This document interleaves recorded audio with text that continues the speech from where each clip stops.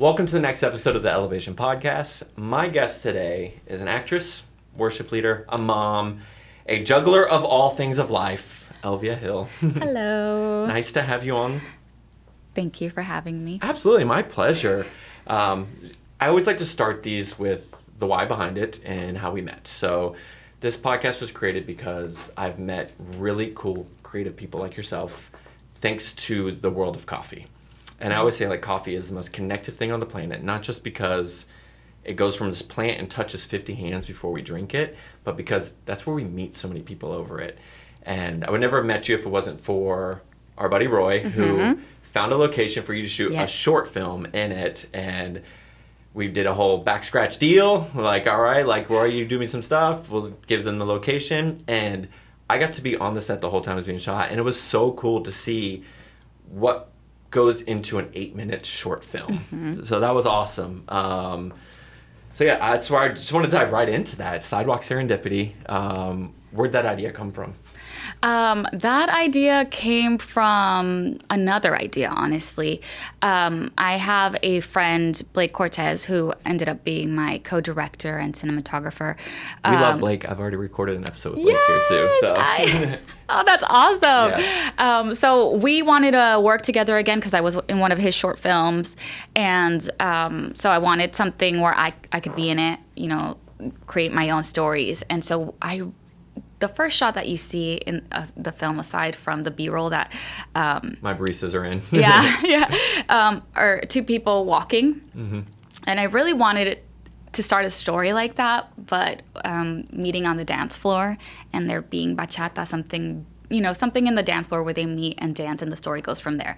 But because this was my first project, I didn't have a budget really at all. You don't have like a lot of money rolling in? No. Right. I needed something that was in one location, one day, and so we decided we were going to do a coffee place and have that shot start kind of the scene and the story, and that's how your place came about, because I was looking at a lot of different places, but there was something about the outside of the building that was kind of New York-esque as well, and it was very beautiful. Very Brooklyn almost. Right, and beautiful on the inside.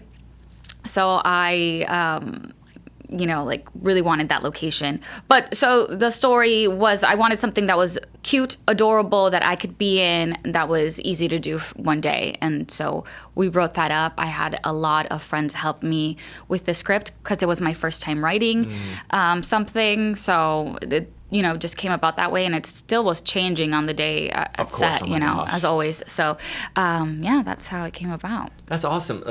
So the creative process is, again, what this is kind of all about, because there's going to be somebody, I'm nobody famous. People are going to tune into this because they know me. They know that what I've built has been cool, and they want to hear the people that I bring on, because if I bring you on, you're going to have a creative story to tell. And one of them is my daughter. My daughter wants to write one day.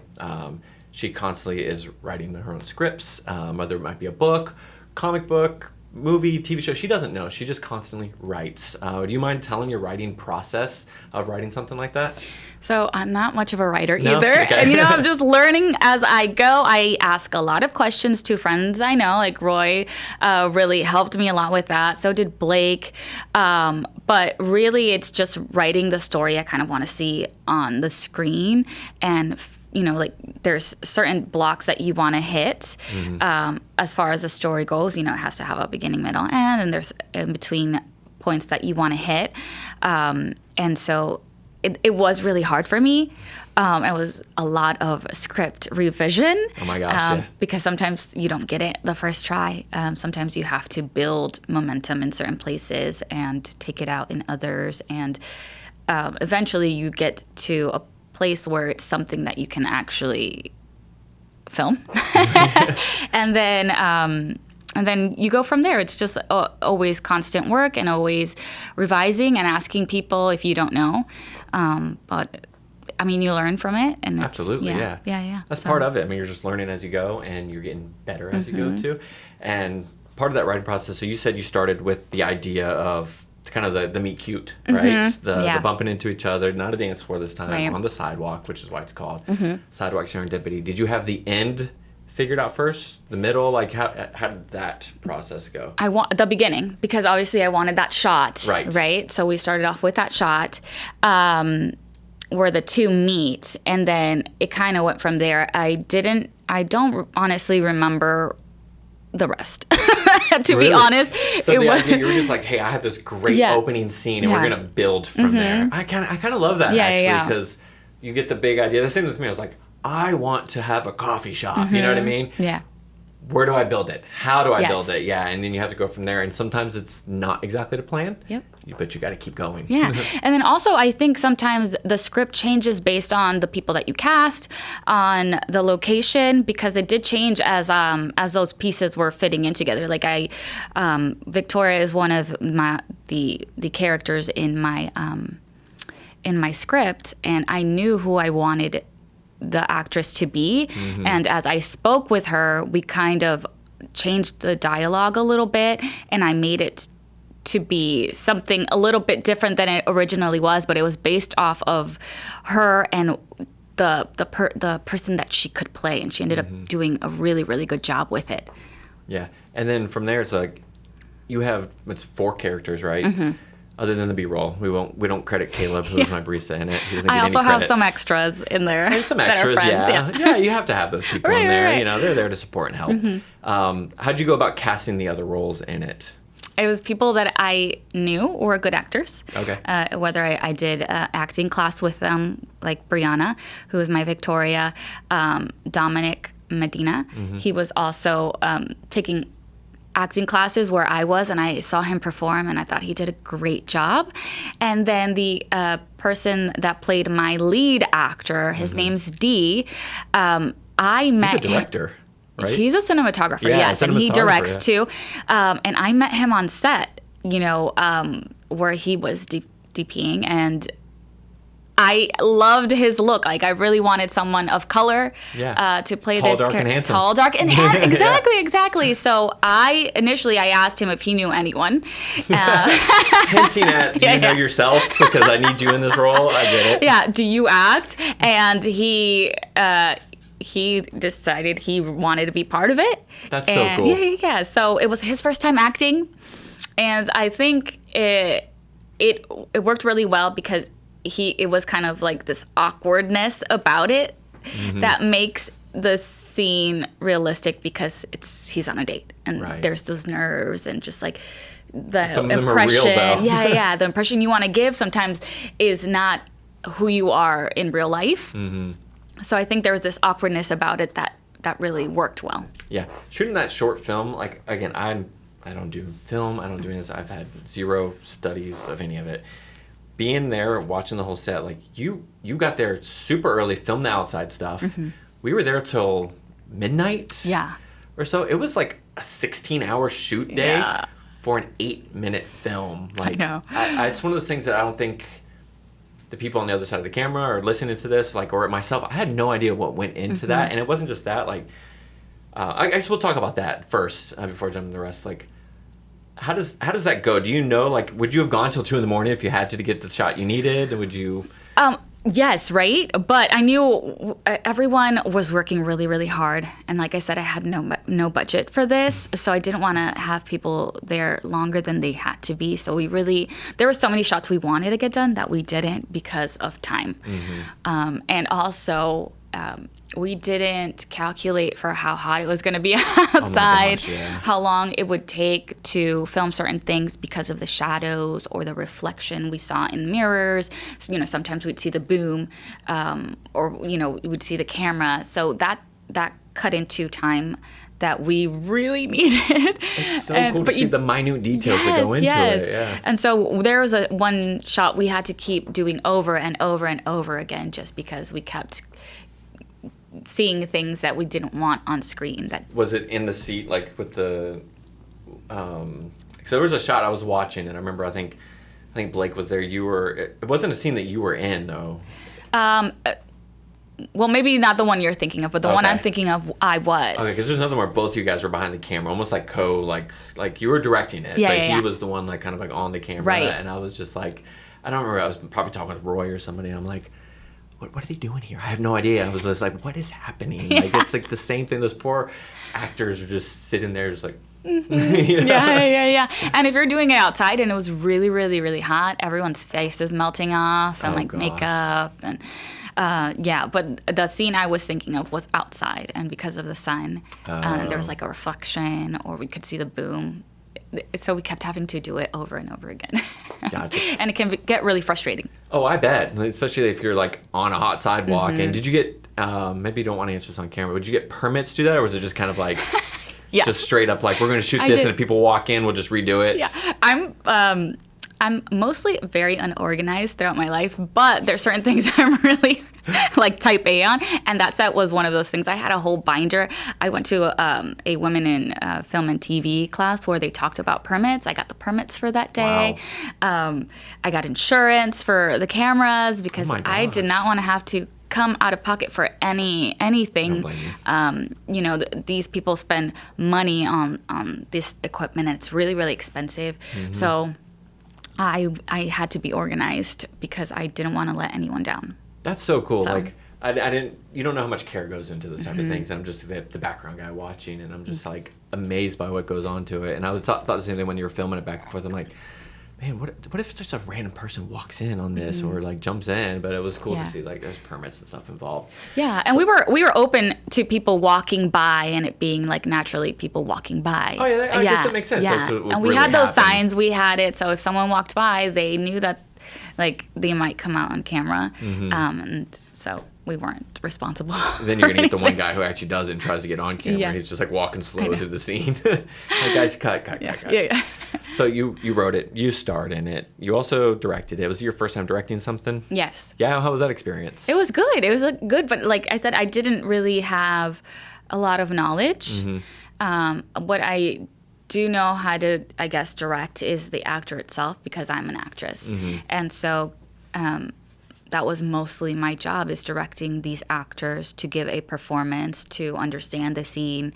And that was really great. I really loved being on the other side of the camera. I bet, yeah. You also, like you said, you're type A, but also like not type A in some situations. It's like, did you feel like you were constantly like on them about something, or were you just like, or were you on the other side? Were you just like you seem like the very encouraging type, you know? You were just like, oh my gosh, you nailed that. But let's go again just to be safe, you know? Like. So do you remember if I did that or not? I remember like for Brianna's scene, coaching her because I really wanted her to be like this kind of crazy, psychotic, but in a sensual way. Person, and so I'd say, okay, act like you want to eat him in this scene, and, you know, and it was fun to be able to do that and like coach her through that, because I'm not very good with the technical aspects of the filmmaking. Gotcha. And technically, you mean just like the names of what you have to do, like, hey, I need you to. I don't even know the terms of them either. Yeah, you know what I mean? I want a wide shot for this, or I want, you know, like this angle, that angle. I want it to have, you know, like there's certain levels that the camera has to be in and angles. And once you film that way, you can't do another shot in another angle because, you know, there's that line. And stuff. Yeah. So, and I don't know all of that jargon. So, but thankfully everyone on set did, and Blake knew, so he could help me out. And so I had a lot of pros on my set. That's great. Surround yourself with great people. And exactly. That's a quote that I love. It's just like, show me your friends and I can show you your future type thing. So it's like, you surround yourself with good people, you're going to have a good future. Yeah. And the film did well. It went on to, I don't even know how many festivals it went into. 11, I believe. 11. And we went to 11. 14 for some reason. I was trying to count the poster or whatever. Oh, yeah. And I think there were more that weren't on the poster. Yeah, that's true. There was more that aren't on the poster, and some of them are duplicate if we were nominated for something. Gotcha. Okay, maybe that's so you'll get a laurel for that, and then you can put that on the poster. Okay. So what is the festival hustle like? Like getting into the festivals, going to them, promoting it? Like, it seems like a full-time job. It is, and I didn't realize how expensive it was. So really, most of my budget went to these submissions. There's a platform where you submit your film. You have to do a cover letter. You have to have a nice poster. A trailer has to be made, and then you kind of sell yourself on there, on your profile for the film. You're submitting to all these projects. Sometimes they're $10. Sometimes they're $60. And depending on the time that you submit, if it's an early submission or late submission, it can get more expensive. Oh, gosh. You might not get accepted. Exactly.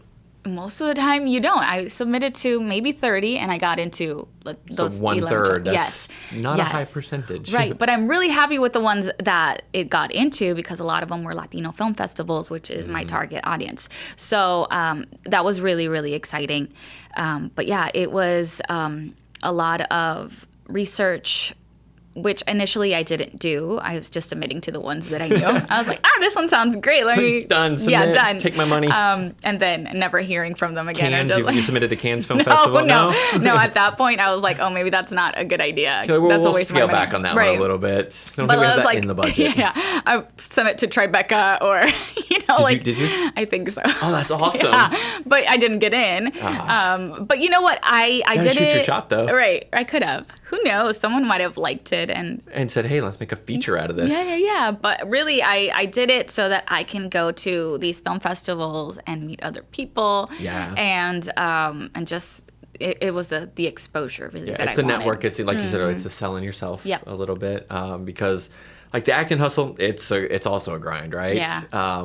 Let's start with why did you get into acting in the first place? So I've always been a creative person, mostly through singing. And as I got older, I became a mom, I stopped doing really anything that had to do with that. It wasn't until I had a friend pass away. Sorry. It's okay. He was really young, and I kind of had this... epiphany. That life is very, very short, and I really wanted to do something other than being a mom and a wife at the time. And so I was like, maybe I should model and act. And I Googled it, and I kind of like got the steps, and I did it. I took a nice picture. Yeah, I submitted online. I made a little resume, and then I heard back, and I started auditioning. All right, you make it sound easy. Okay. I give up. It was easy to start it, but I mean, you have to put in a lot of work and have to research because there's a lot of scams out there. And I think what really helped was that this is very vain to say, I know, but I am like my good-looking person, so it's like, oh, okay, yeah, you have a good smile, you look, like the demographic that the commercial market is yes. is working. There's an age range, a height, a weight. There's you fit the model, the bill, yeah. And so that it worked out in my favor, honestly. But it was just commercial work at first. Because acting, it's not the same. They really want someone that has experience. Right. There's every once in a while there'll be people that they'll look for that are brand new, never have acted a day in their life. But they're natural. Yeah. It's so rare. So I had to take acting classes and really work on my craft to be able to start booking those TV film roles or movies. And I'm still working on that and still working hard. It's really hard. A lot of rejection in the film industry. Rejection. Yeah. My daughter and I were talking about that because again, she doesn't want to act or be in front of the camera, but she's all those other things, and she was just like, but she asked us questions like, what does it take? How many auditions? This and that, and I was thinking certain things. I'm like, well, if you're lucky, like, have you ever seen a movie called The Bronx Tale? No. No? I know Roy has. Fantastic movie, but... I probably have. I just can't remember. The guy who directed it starred in it, but it was a story about his childhood upbringing, and he saw a child that had no acting experience, and he's like, that's who I want to cast for, because he saw him and he had the attitude. Yeah. He's like, I can direct that kid. That doesn't exist anymore, though. Like the found actor, the found actress, I don't think exists anymore. Every once in a while. Yeah. I mean, there's that one actor in Euphoria who's now passed away, but he was picked up in the streets. Really? Like, yeah. So it does happen sometimes. It does. That seems so sketchy, Cloud. though. Yeah. Like, I don't know. Have you seen the LA streets recently? Like, I don't know if I want to be picked up off the LA streets. But isn't that the dream? But that is the dream, right? Dream. That's the Oklahoma girl that moved over to LA to get the gig. Yeah, they see me walking around. That's happened to also Rosalind Sanchez, who's a Puerto Rican actress. They found her, I think she was like in a yard sale or something, and someone was like, this is the most gorgeous woman I've ever seen. You need to be on TV. So start doing yard sales, okay? Literally, I'm going to. So one of the first like bigger roles you got, and this is a show that I watch, and it was Cobra Kai. Like that was like you're in this legendary franchise, and you got to play Maria. How did you get the role first off, and what was the experience like on that? So that was sent to my agent. It had like a weird name to it. It wasn't Cobra Kai, so I didn't know it was I didn't know it was a Cobra Kai audition. So the audition was like one page in English where I had to do an accent, like a Spanish accent. Okay, you're like, okay, here we go. And or I was like screaming Luis, and that was it. And like, do I punctuate it? I like? Yeah. I'm like, oh my God, you're my hero. And then that was it. Then a few weeks, maybe a month later, I got a call from my agent. She's like, hey, that project that you auditioned for, which when she said that, I'm like, which one? She's like, it was Cobra Kai, and they want you on set tomorrow. So you had to fly out? I drove. You drove? I drove like 7 hours. I went home, I packed up, and then I headed out at like 3 a.m, I think, and drove all the way. I got COVID tested and then sent to set. I was sent to wardrobe where they picked out my outfits, and then I went to set and we filmed the scenes inside the house where we were smiling, and then where I was running after my son. It was such a wonderful experience. Yeah. And I had to make up, like something while I'm running after him. So you got to like ad-lib? Yeah. Oh, that's pretty cool. Which they didn't even catch it. I had to do ADR for it afterwards. Oh my gosh. Which was also a really great experience. But it was fun. It is the biggest set I've ever been on. And then while I was doing that, they started talking about Puerto Rico and finishing the scenes there. And I was like, what are you guys talking about? Right. And they're like, oh, we're finishing these scenes in Puerto Rico. And I'm like, I didn't know that. So like 2 months later, I was flown to Puerto Rico. You can't drive there. No, you can't. I was flown to Puerto Rico to finish our scene there. And that was amazing because I was there for a week. And if I wasn't on set, I was at the beach reading. Oh my gosh. It was a vacation. Literally, that's amazing. Oh Yeah. my gosh. Did you get to meet any of like the big stars on the show? Yes, I got to meet Xolo. And I got to meet a few of the other actors, but it was very brief. Oh, okay. Because they're like big stars. Yeah, and, they're just like they get their own trailers, whatever it is. You get to film it. But they were super nice. They were talking about their podcasts and like future projects, and everyone was very lovely. That's awesome. I have no complaints, honestly. Yeah, I wouldn't have asked you if you did anyway, Yeah, so yeah. try to spin this in the positive light, Sometimes we can go that way, but we're not here to trash anybody. All those are good. And then you did, I don't know how you would, that's Noche Buena? Noche Buena, yeah. Noche Buena. Good job. Thank you very much. I haven't seen it yet, but I kind of doing the research on it. No, I need to. You need to. It's it seems like a very feel-good movie. It is. In a sense, almost Hallmarky. It is. Is it a Hallmark movie? It's not a Hallmark movie, gotcha. but that was like kind of like a Spanish Hallmark The Spanish. movie. Okay, and I like love that. Like, yeah. I had a guest on here earlier named Roy. I don't know if you've ever heard of him, and he's been talking about that. He wants to produce and direct and write all this movie that is Filipino American version of like a Hallmark movie, but it has a little bit more depth than a Hallmark movie does. And yeah, so I came across that, I started reading, I was like, this is like a Hallmark. I'm like, my wife loves Hallmark movies. Maybe we can find this on streaming somewhere and look at it. But so that one, you actually had probably a bigger role. That one seemed like a more like you were filming longer for this one. Yeah, you were one of the top billings on it almost. Yeah, I'm up there. So we filmed. It was actually a 2-week shoot. I filmed for 1 week, and then the lead actors filmed the week prior because they were very, very nice, and they scheduled me around my children's schedule. Aww, what a blessing. So the week I didn't have them, I filmed, and that was really awesome. This is a lovely Puerto Rican movie about Christmas Eve. Oh. And I play the mom of the lead actor who has passed away. Spoiler. And he travels back to the past, and he gets to live Noche Buena one more time, getting to experience like speaking to his first love and family and getting to spend time with me before I pass away. Wow. And it's very emotional, but very beautifully done. And it celebrates our culture in the best way. And I really loved being part of it. I also got to film with Rose Bianco, who's also in Cobra Kai. She plays the grandma. Oh, nice. And so it was kind of a full circle moment in that, because when we were filming on set, the first day is also the day season 5 got released. Okay, so we were both being released, and you were like filming. You're like, oh my gosh! I know. So it was really, really awesome to be able to do that. That's good. Did you guys do a little watch party?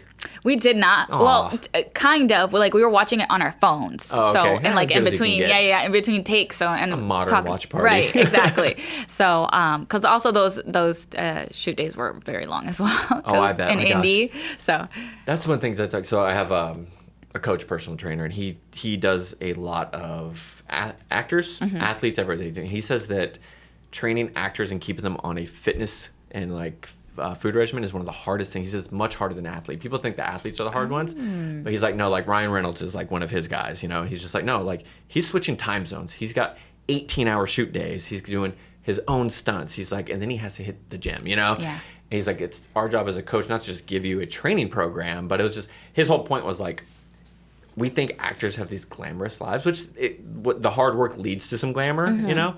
But it is those long shoot days, and you just like don't know. And then when's the call? Oh, the call's late, or so and so showed up late, and they were supposed to be the first call of the day, and it throws the whole thing off sometimes. And it was just a testament to like the hard work that goes into those things, just so you can entertain somebody else, right? And also to do your craft, because it's something that you actually enjoy doing. Yeah, and then the long times of not hearing anything in between auditions, or no auditions sometimes for months at a time.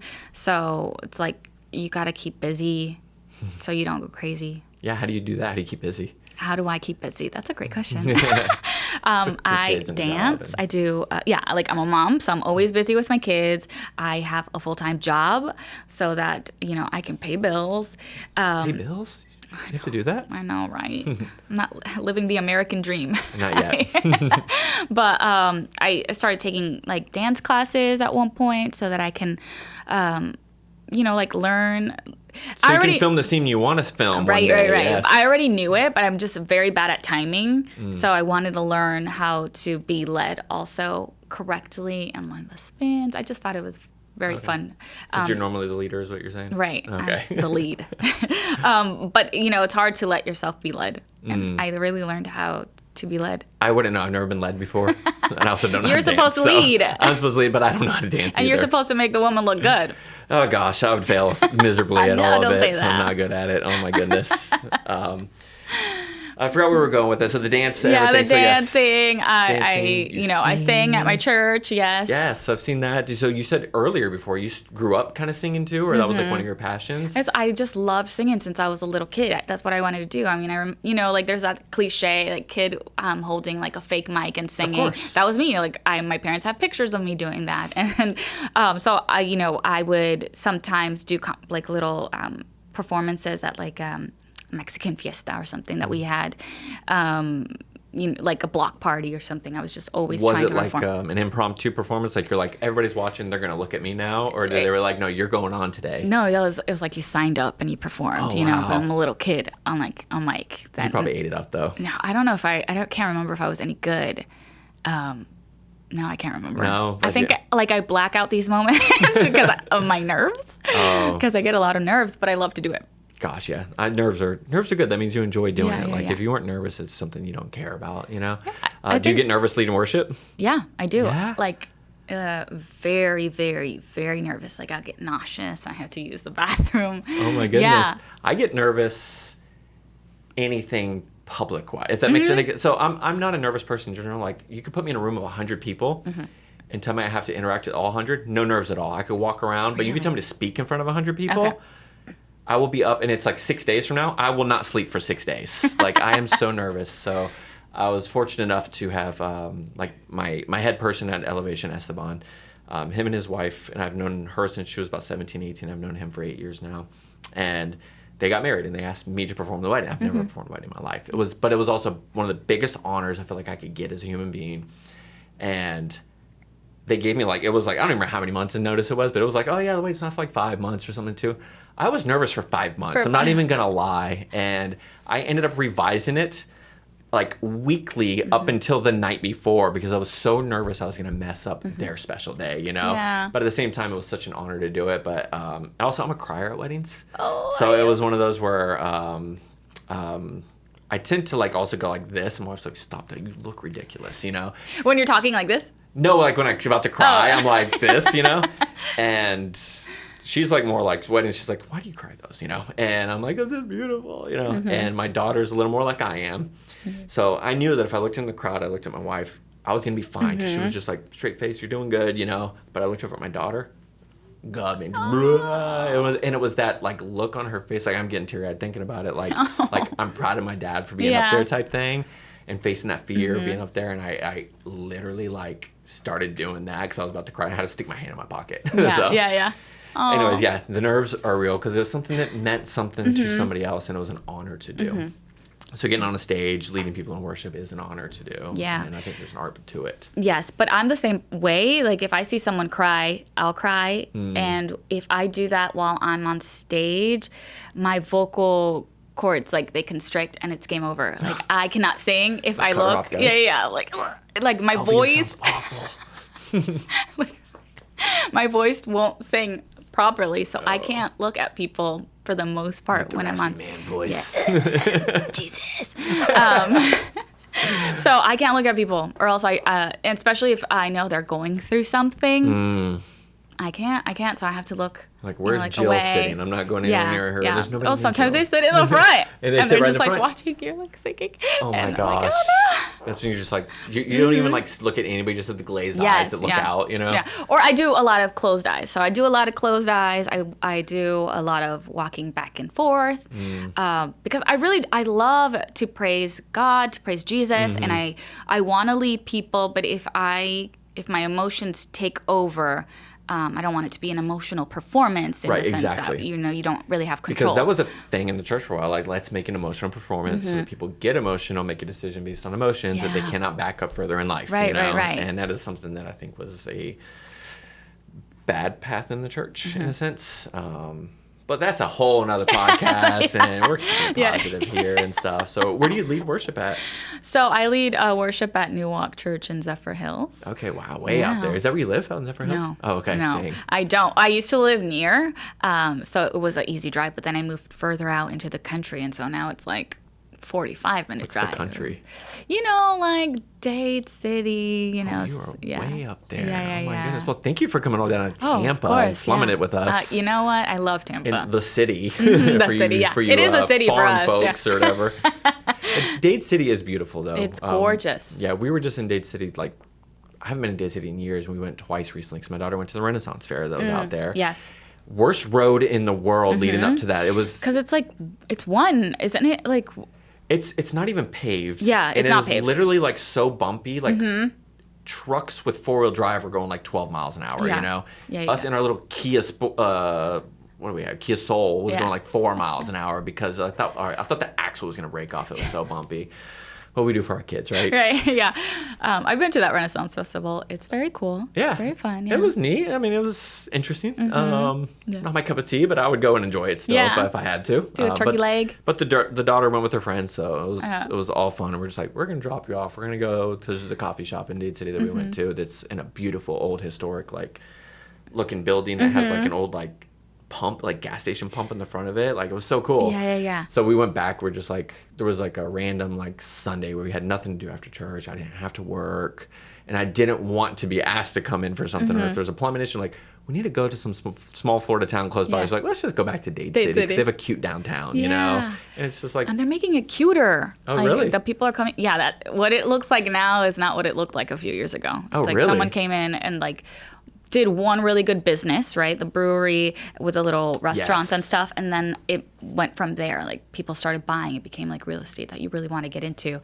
And now it's really, really cute. Yeah, we even on our way up there, we started seeing people marketing like trying to go to 75 up. And then we started like the homes that are being built there and the townhomes are being marketed as Tampa.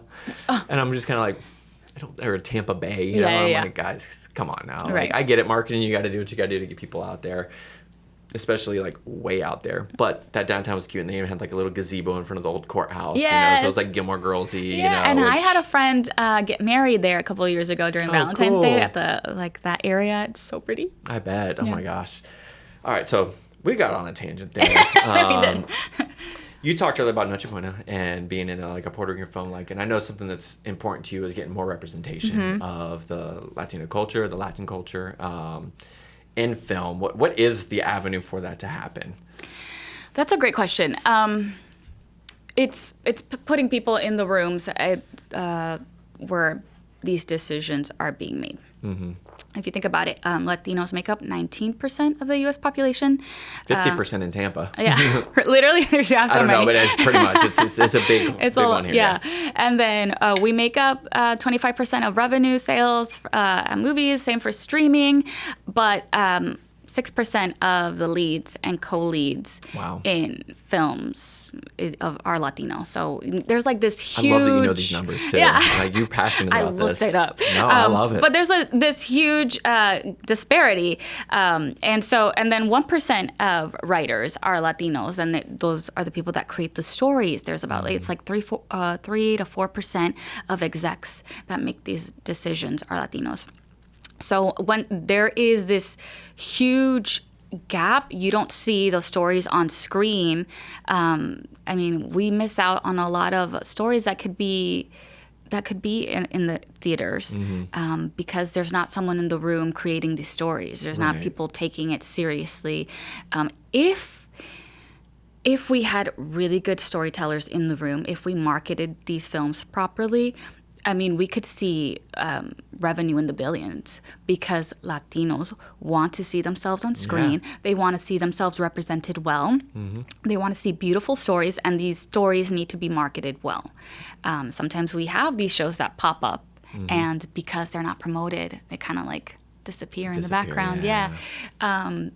So those there's people that need to create their own stories. We need funding. There's another statistic that says that, these Latino shows, once they're promoted well, they outperform the budgets that they're given. Which is what the goal is, right? Yes. For the people producing it. Exactly. Yeah. And so we just need to see more representation. And it's not just about casting, it's about storytelling and really getting in the room. Yeah, because it's not like there's this guy who's famously known for being cast as Hector.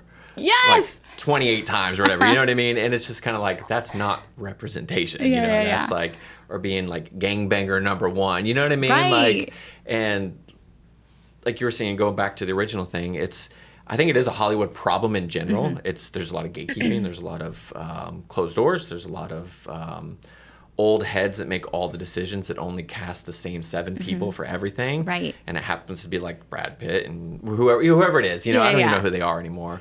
And it's something we talked about before. I've talked about this with with Blake, a little bit with Roy, and I think the whole Hollywood system right now is in a flux. It's in this situation where movement needs to happen. Shaking is already happening, and I think we need to keep shaking that foundation to allow certain things to happen. And I want to see more stuff personally.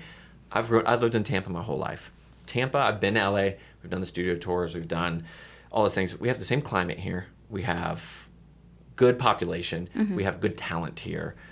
Why don't we make more films in Tampa? Like, you filmed one with the Latin, with you, like with everything you're trying to do, but there's no budget yet. It's getting a little bigger. Like Film Tampa Bay is helping a little bit with certain things, but it's still like, let's bring in Paul Rudd for a movie, which there's nothing wrong with that. Right. But it's like, why can't we keep making stuff from here that actually has good talented people here? I don't want to see the talent leave Tampa. That was my thing growing up. I've always loved the city. When I was in high school, I'm aging myself here, graduated in the year 2000. And everybody at the time was like, Tampa sucks, I'm leaving Tampa. I was like, guys, you don't see the potential here? I'm staying, Right. And I want to build something here because Tampa, to me, is the biggest small town in America. I can go to a Sprouts or a Target or whatever and run into somebody I know, even though there's like 3 million people in this area. Yeah. And there's no reason why we shouldn't have a better film budget industry here. Yeah. And I know I'm ranting about because this is like something that like I'm not even in film, but I like when Ben Affleck made a movie that was set in Ybor City and they built a set in Georgia to mimic Ybor City because they couldn't film here. What are we doing? Right. So we don't have the incentives that are competitive compared to Georgia and Louisiana. So everyone, obviously, when you're making a movie, you want to save money where you can. Yeah. And if you can film the same exact scene in Georgia and Louisiana, they're going to go there. Unfortunately, Which is crazy. it's You so can build sad. an entire city block, and it's cheaper somehow than filming here. Exactly. That doesn't make sense to me. Exactly. And so also that's another thing. Like we have to vote for people that really want to see us thrive in that way. Yeah. And we currently don't have those people in office. Yeah. So We're a cultural hotbed. We are a melting pot of people, of mixed cultures, and talent that should not be leaving. Yep. Again, we got the beautiful infrastructure, the climate, everything you want. That's why people keep moving here, right? From California, from New York, from Chicago and stuff, because they want those things, but we're missing that one aspect.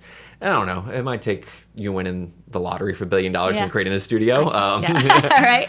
But, that would be amazing. Yeah, that would be amazing, right? It was my idea, so bring me on board if you do have that. Will do. So we were talking earlier about you do short films, you do small roles, you do commercials, you do worship, you do mothering. You have a full-time job. How do you juggle it all?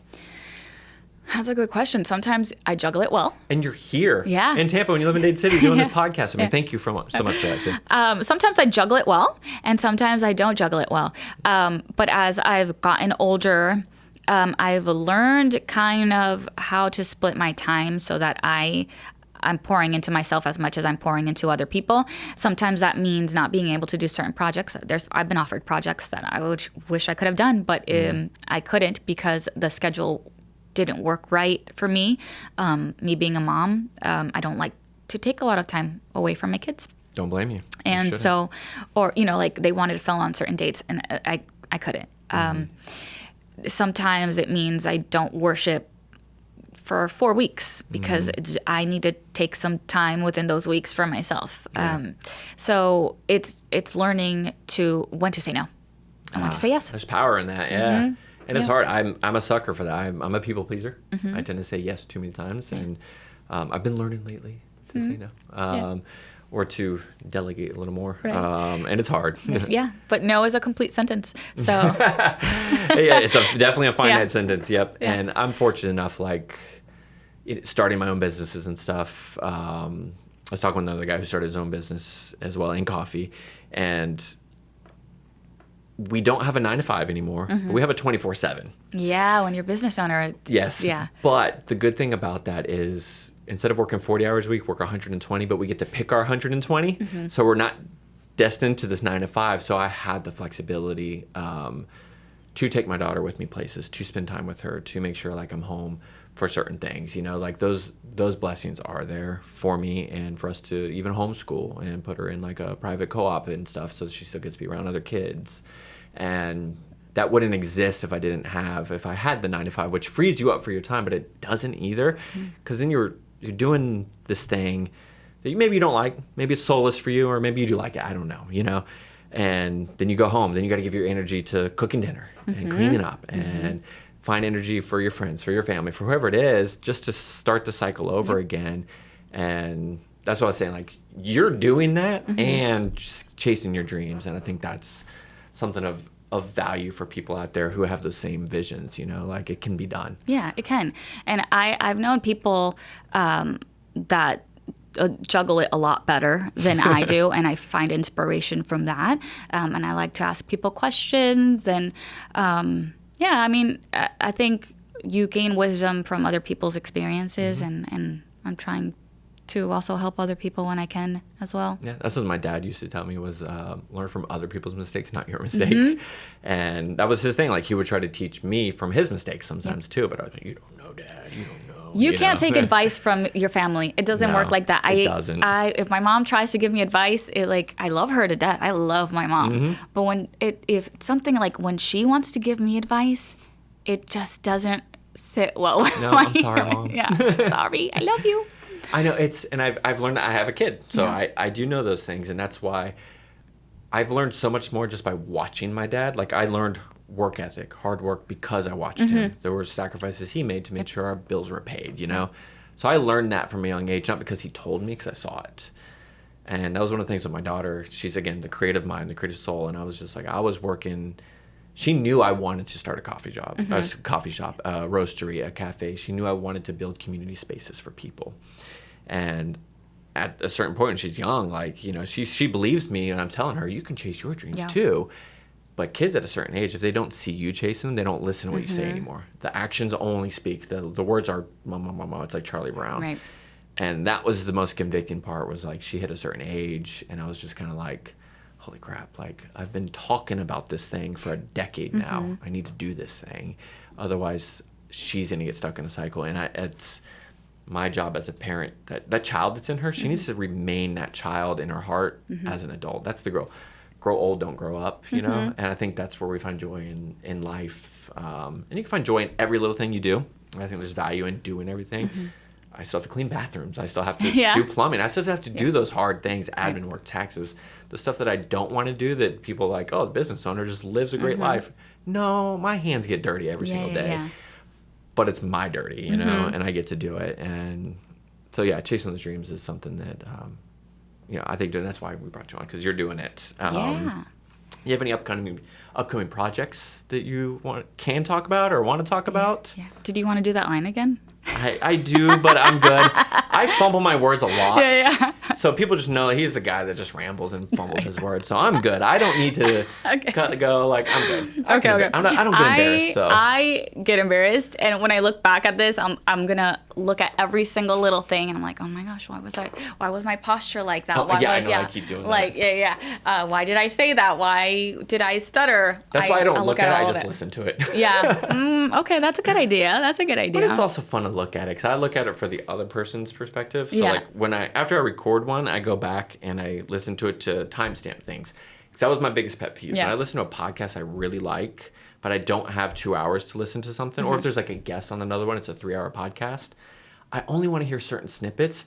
I don't want to listen to the full 3 hours. Really? I want to hear you rant about politics if what I wanted to listen about was fitness. You know what I mean? Yeah. So find me the timestamp that has that. So I go back through and listen to every single one and timestamp. So there's something like, I had an author on here, and she had this silly thing where one of her characters, some fan art created like crop tops for the characters, you know what I mean? And her fans love that. So that was like a specific timestamp that through Spotify, you can actually share that one clip of her talking about it. And I was That's just like, smart. Yeah. And I'm like, I thank you. Yeah. That's what I thought, because I'm not naive enough to think that people are going to listen to an entire episode of a guy they don't know talking to somebody, you know? Yeah. So I'm like, let's put the little snippets in there. Yeah. And they're going to be like, oh, cool. You had a wrestler on there. I only want to hear about it. I don't care about the coffee thing. Right. I only want the wrestling part. That's true. That's true.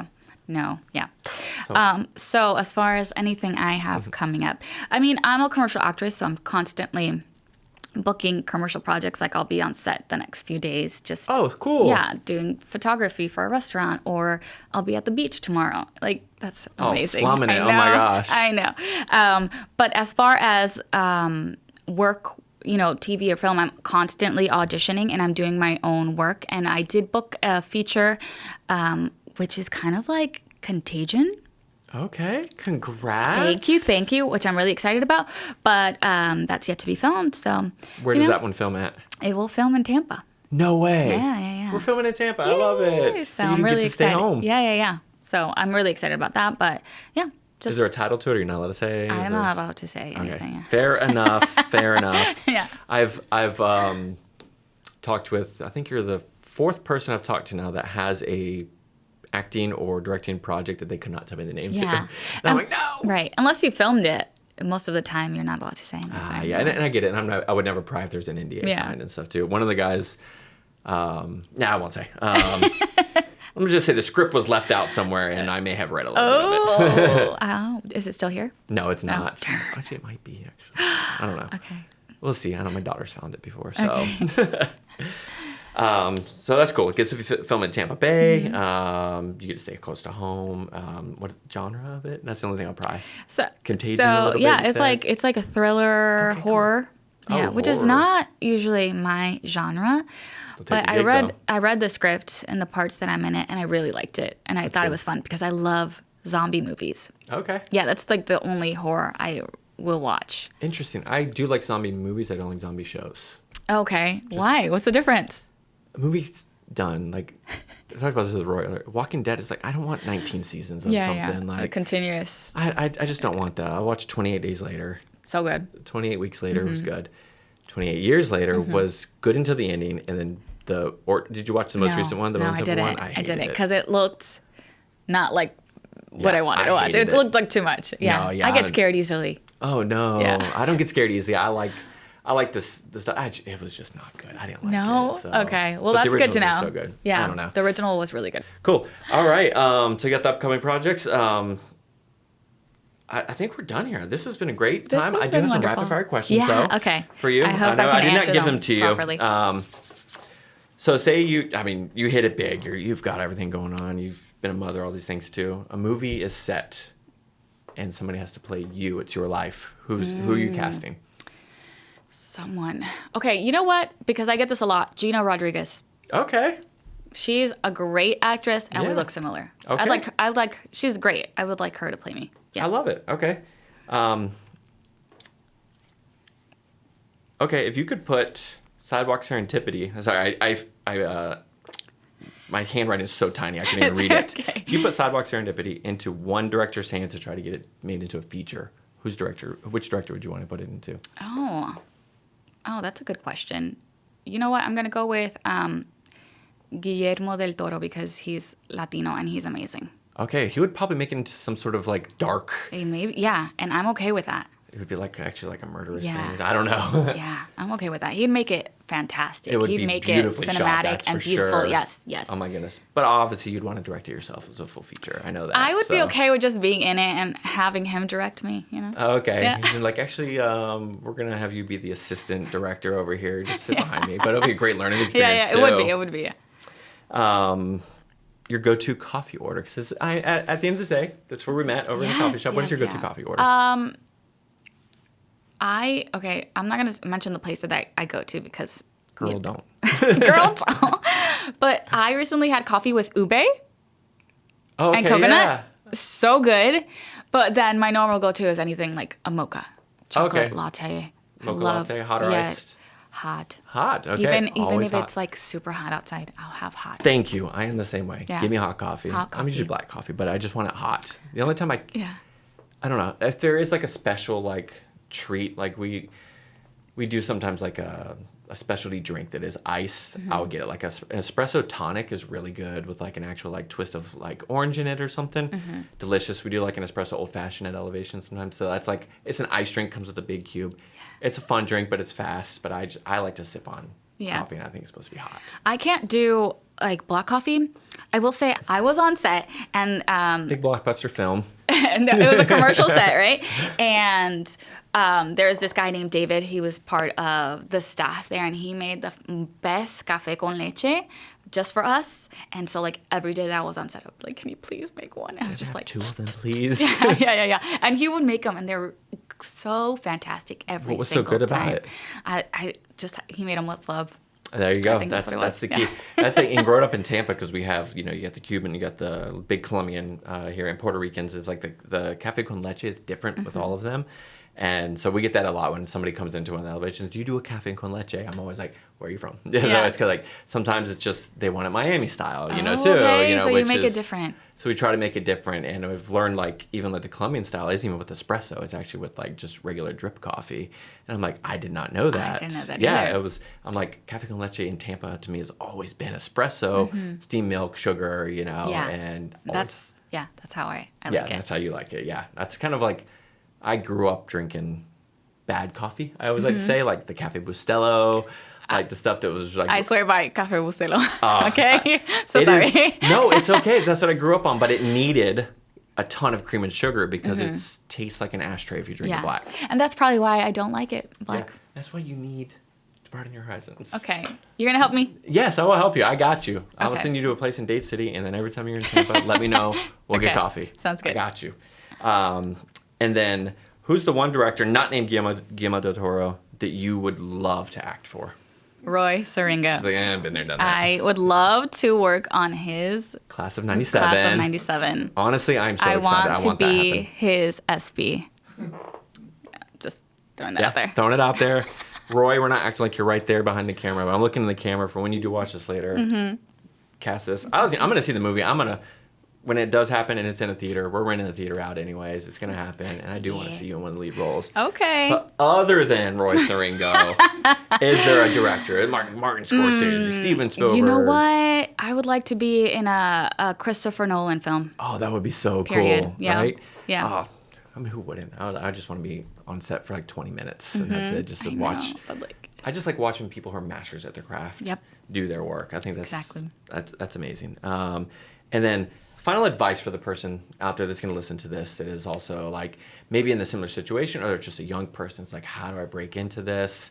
Do you have any advice for them on chasing that goal and dream? Whether it's acting, directing, writing, because you've kind of done it all. Yeah. What's the advice you give them? Great question. This is this is like when there's so much that goes into acting and starting out. I think learn how to take advice from people that are experienced in their craft and that are booking, because you'll get a lot of advice from people that don't know what they're doing. And I would also say do it afraid. Sometimes I think our fear keeps us from doing certain things because we're scared of what people say. We're scared of failing. And I think in this industry, the only way you grow is through trial and error. Well said. Yeah. I mean, the advice from people who don't know what they're doing is so true. The amount of people that want to give me advice on how to run a coffee shop, but have never owned a business, never owned a coffee shop, never dealt with customers on a day-to-day basis. Like, I don't need your advice. I'm so sorry. Like, and everyone has an opinion. Everyone the thing. Advice has and an opinions opinion. are two different things. Yeah. Yeah. And I think there's not a linear path. Like, everyone has their own path and their own way to success. There's big stars out there that say, they've done it one way.